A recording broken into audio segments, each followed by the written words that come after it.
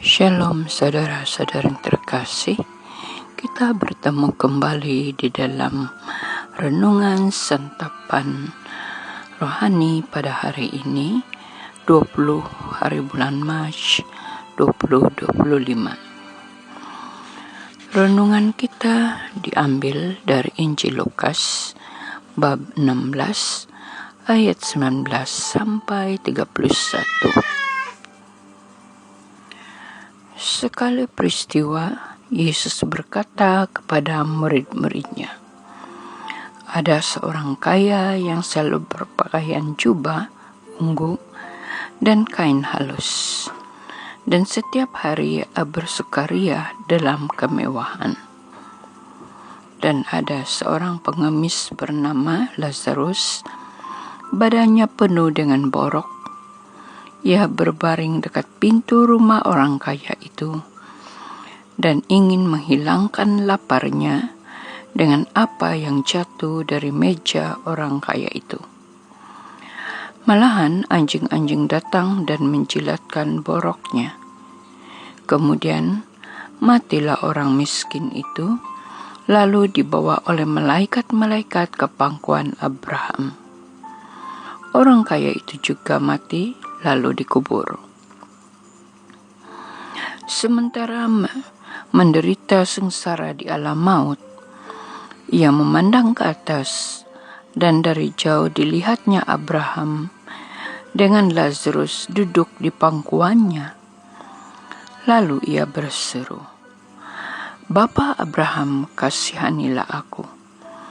Suruh Lazarus mencelupkan ujung jarinya ke dalam air dan menyejukkan lidahku, sebab aku sangat kesakitan dalam nyala api ini.'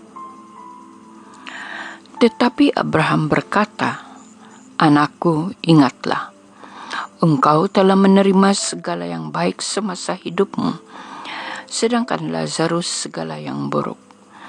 Sekarang ia mendapat hiburan dan engkau menderita.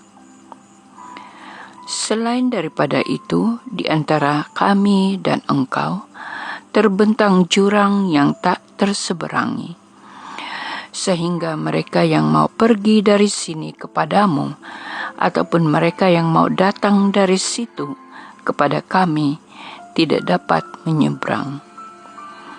Kata orang itu, 'Kalau demikian, aku minta kepadamu Bapa, supaya engkau menyuruh dia ke rumah ayahku, sebab masih ada 5 orang saudaraku, supaya ia memperingatkan mereka dengan sungguh-sungguh, agar mereka kelak jangan masuk ke dalam tempat penderitaan itu.' Tetapi kata Abraham, 'Ada pada mereka kesaksian Musa dan para nabi. Baiklah mereka mendengarkan kesaksian itu.' Jawab orang itu, 'Tidak Bapa Abraham, tetapi jika ada seorang yang datang dari antara orang mati kepada mereka, mereka bertobat.' Kata Abraham kepadanya, 'Jika mereka tidak mendengarkan kesaksian Musa dan para nabi, mereka tidak juga akan mau diyakinkan sekalipun oleh seorang yang bangkit dari antara orang mati.'" Injil Tuhan, terpujilah Kristus. Saudara-saudari yang terkasih, dalam Injil pada hari ini kita diperingatkan bagaimana cara hidup kita sebagai manusia di dunia ini akan menjadi penilaian bagi Tuhan untuk hidup selanjutnya. Oleh itu, apa yang dapat kita pelajari dalam Injil pada hari ini ialah bagaimana sikap orang kaya itu yang penuh dengan kemewahan, namun tidak ada belas kasihan terhadap orang miskin. Dan mereka senantiasa bersukacita bersukaria dengan kemewahan-kemewahan mereka. Dan pada saat seorang miskin datang kepada mereka, seperti dalam renungan kita pada hari ini, yaitu pribadi Lazarus, mereka tidak memperdulikan kehadirannya. Bahkan mereka membiarkan anjing-anjing itu menjilat boroknya. Padahal mereka melihat ia sedang terbaring dekat pintu rumah mereka. Nah, apa yang dapat kita pelajari di dalam cerita ini ialah bahwa di mata Tuhan tidak semestinya bahwa orang miskin itu tidak dikasihani. Dan tidak semestinya orang kaya itu juga dapat masuk ke dalam kerajaan surga.